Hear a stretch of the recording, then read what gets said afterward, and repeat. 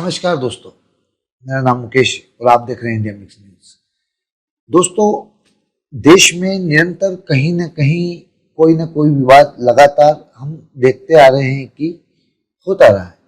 और हिजाब विवाद के बाद एक नया विवाद जो हमारे सामने आया है, वो विवाद दरअसल गुजरात सरकार ने जब भगवत गीता को अपने पाठ्यक्रम में शामिल करने की घोषणा की थी, तभी से ये विरोध धीरे धीरे शुरू हो गया था। लेकिन जब इसे कर्नाटक की सरकार ने लागू करने की अनुशंसा की मुख्यमंत्री ने, तब से ये विवाद गहराता जा रहा है और इसके विरुद्ध वो लोग लगातार सड़कों पर आ रहे हैं जो लोग कल को हिजाब का समर्थन कर रहे थे। उन लोगों का कहना है कि अगर गीता को पाठ्यक्रम में शामिल किया गया तो ये एक कम्युनिज्म को बढ़ावा देगा। लेकिन कर्नाटक के मुख्यमंत्री ने इसकी अनुशंसा की और वहां के शिक्षा मंत्री ने स्पष्ट रूप से कहा है कि इसके ऊपर विचार मंथन चल रहा है। राज्य के बड़े शिक्षाविदों के पास इसे भेजा गया है, इस प्रस्ताव को, जिसके ऊपर वो विवेचना करके अपनी रिपोर्ट सबमिट करेंगे और रिपोर्ट सबमिट करने के बाद राज्य सरकार इसे पाठ्यक्रम में शामिल करने की कोशिश करेगी। हालांकि इसे नैतिक शिक्षा वाले सेक्शन के साथ जोड़ा जाएगा और उसके अंदर इसको कुछ कहानी या कुछ पाठ के माध्यम से इसकी शिक्षाओं को छात्रों तक या उन विद्यार्थियों तक पढ़ाया जाएगा उनको, ताकि उनके जीवन के अंदर जो हताशा, निराशा, लगातार जो एक डिप्रेशन वाला माहौल बच्चों में आ रहा है, इससे बच्चे इसको पढ़ने के बाद बच्चों में एक आत्मविश्वास जगेगा, ऐसा कहना है कर्नाटक के शिक्षा मंत्री जी का। और ये विवाद तब शुरू हुआ था जब गुजरात ने सबसे पहले इसे अपने पाठ्यक्रम में शामिल करने की घोषणा की थी। तभी से वहां पर विवाद लगातार बढ़ता जा रहा है और कांग्रेस के लोग तो जिस समय ये प्रस्ताव रखा गया था उस समय से इसे लेकर बहुत अचंभित है और उन्हें विश्वास नहीं हो पा रहा है कि कोई स्टेट गवर्नमेंट इस तरह के प्रस्ताव भी ला सकती है। उनका कहना है कि इससे कम्युनलिज्म बढ़ेगा, लेकिन भाजपा का कहना है कि रामायण महाभारत की चौपाइयां या उनको छोटे छोटे कहानी किस्सों के रूप में पिछले कई सालों से भारत देश के अंदर कई राज्यों के पाठ्यक्रम में इसे शामिल किया गया है। तो भगवत गीता कोई ऐसा नया काम नहीं है जो पहली बार हो रहा है। इससे पहले भी महाभारत और रामायण की कई कहानियां बच्चों को पढ़ाई जाती थी। इसी को आगे बढ़ाते हुए उन्होंने भगवत गीता को भी अपने पाठ्यक्रम में शामिल किया है, ताकि बच्चों के अंदर नैतिकता का एक उदाहरण प्रस्तुत हो और डिप्रेशन में जाने से बच्चे आत्मविश्वास जगे और उनके अंदर ज्ञान की वृद्धि हो सके। और सबसे मुख्य चीज है कि नैतिकता का एक अध्याय ऑलरेडी स्कूलों में वैसे भी होता है और उसी सेक्शन में इसको जोड़ने का और पढ़ाने का एक प्रपोजल गुजरात सरकार की तरफ से आया था।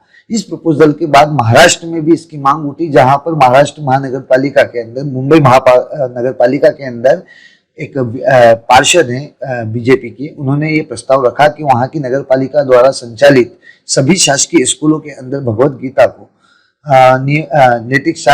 नैतिक शास्त्रों वाले सेक्शन के अंदर इसको डाला जाए, पढ़ाया जाए।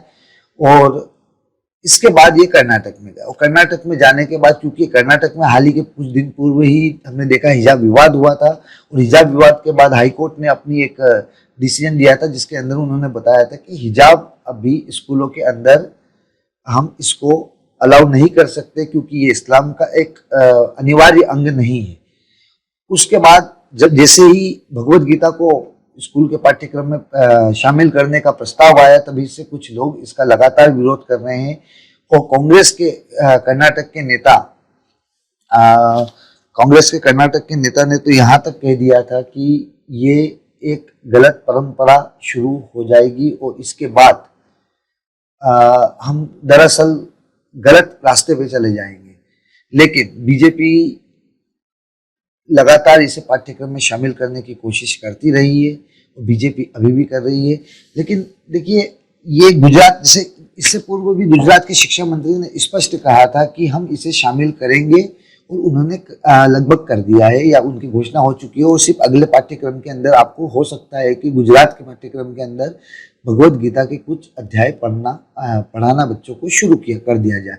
महाराष्ट्र के अंदर भी ऐसी मांग उठी है, लेकिन अभी तक महाराष्ट्र में इस मांग को लेकर न तो ज्यादा कोई पक्ष में दिखा है और न कोई ज्यादा विपक्ष में दिखा है। लेकिन कर्नाटक, चूंकि अभी हिजाब मुद्दा इनका लेटेस्ट चल ही रहा था और उसके ऊपर हाईकोर्ट के डिसीजन के बाद ये जैसे तैसे शांत हुआ था, और अब एक नया मुद्दा आपके सामने आ चुका है, हमारे सामने आ चुका है। अब कर्नाटक के शिक्षा मंत्री का स्पष्ट कहना है कि वो विवेचना कर रहे हैं, और उनका स्पष्ट कहना है कि हिंदू मंदिरों को तोड़ने वाला अकबर को पढ़ाया जा सकता है तो भगवत गीता को क्यों नहीं पढ़ाया जा सकता, ऐसा स्पष्ट कहना है कर्नाटक के शिक्षा मंत्री का। और कांग्रेस के इस विरोध करते हुए वो ये बात अपनी कहते हैं। देखिए, आने वाले समय में मुद्दा कहाँ तक जाएगा, इसका कितना विरोध होगा, या ये न्यायालय में चुनौती दी जाएगी इस डिसीजन को, ये भविष्य के गर्भ में है। लेकिन वर्तमान में ये मुद्दा बहुत ही बड़ा बनता जा रहा है, और आने वाले समय में हम इसको देखेंगे और ये कितना बड़ा हो जाएगा।